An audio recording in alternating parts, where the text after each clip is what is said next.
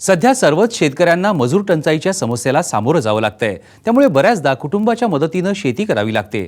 परंतु हे करत असताना कुटुंब छोटं असेल तर अशा शेतकऱ्यांना कुटुंबातील सदस्यांच्या मदतीनं योग्य नियोजन करून शेती करण्याची कसरत करावी लागते। कोल्हापूर जिल्ह्यातील करवीर तालुक्यातील सांगवेवाडी गावचे अनिल चौगुले त्यापैकीच एक। त्यांनी मजूर टंचाईच्या समस्येवर मात करण्यासाठी आपल्या 3 एकर शेतीचे 10 बाय 10 गुंठ्याच्या क्षेत्रात नियोजन करून भाजीपाल्याची शेती यशस्वी केली आहे। सध्या त्यांनी 10 गुंठ्यात दोडक्याची लागवड केली आहे। त्यातून त्यांना अवघ्या 2 महिन्यात सुमारे 80,000चं उत्पन्न मिळणार आहे। आज आपण अनिल चौगुले यांची दोडका शेती पाहण्यासाठी कोल्हापूर जिल्ह्यात जाणार आहोत।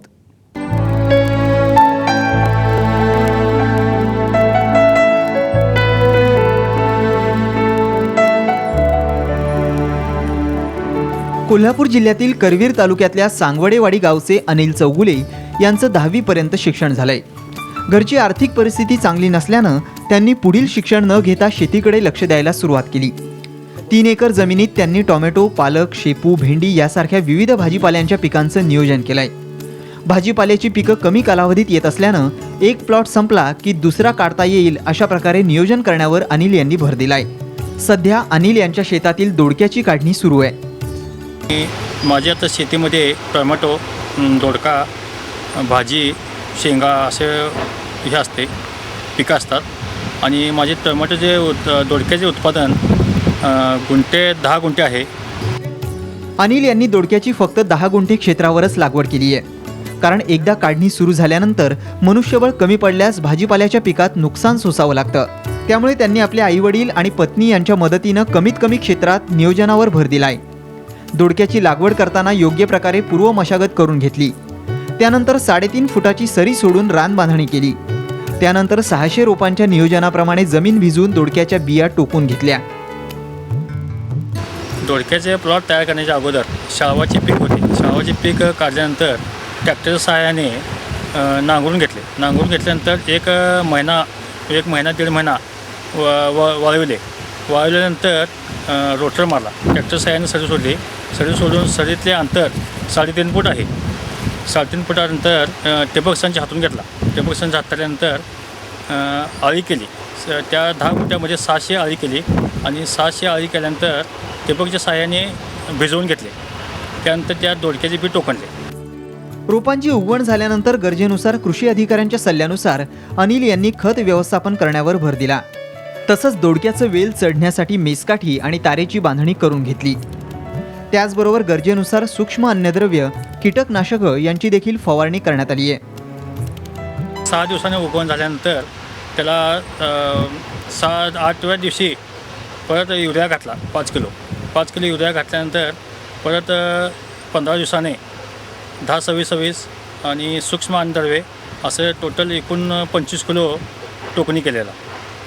त्यानंतर तारकाठी करून वेल वर चढवली। त्यानंतर प्रत्येक 15 दिवसाने टॉनिक आणि कीटकनाशक फोर्स असं फवारणी केली। खतं आणि पाण्याचं योग्य नियोजन केल्यानं 1.5 महिन्यात दोडक्याची काढणी सुरू झाली। काढणी करत असताना देखील ती 1 दिवस आड करण्याचं नियोजन अनिल यांनी केलंय। आतापर्यंत 1 टन दोडका निघालाय। सरासरी 40 रुपये किलो दराप्रमाणे आतापर्यंत 40,000चं उत्पन्न झालंय। 40 रुपयांचा भाव कायम राहिल्यास आणखी 35,000 रुपयांच्या उत्पन्नाची अपेक्षा आहे। 10,000चा खर्च वगळता त्यांना सुमारे 65,000चा निव्वळ नफा मिळणार आहे। आजपर्यंत 1 टन असा दोडका निघालेला आहे।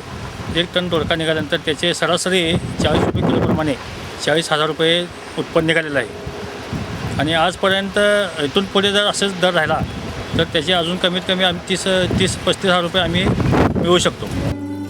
शेतीची आवड असल्यानं शेतात राबत असल्याचं समाधान अनिल यांच्या पत्नीच्या बोलण्यातून दिसून येत आहे।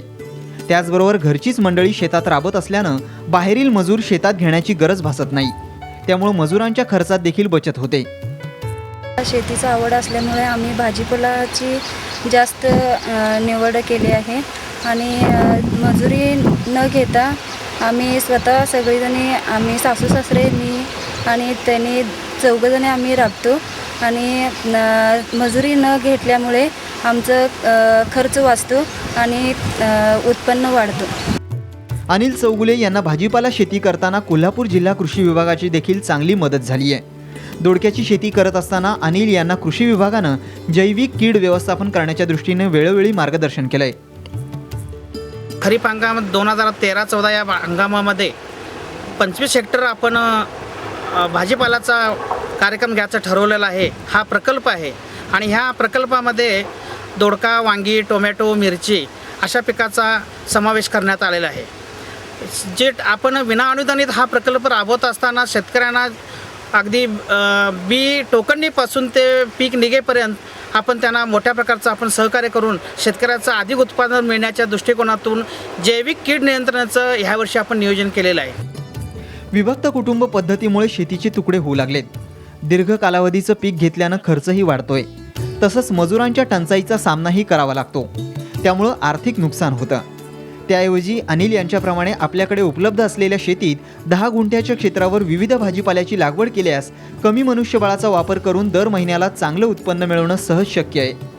राजेंद्र हंकारे, साम टीव्ही, कोल्हापूर.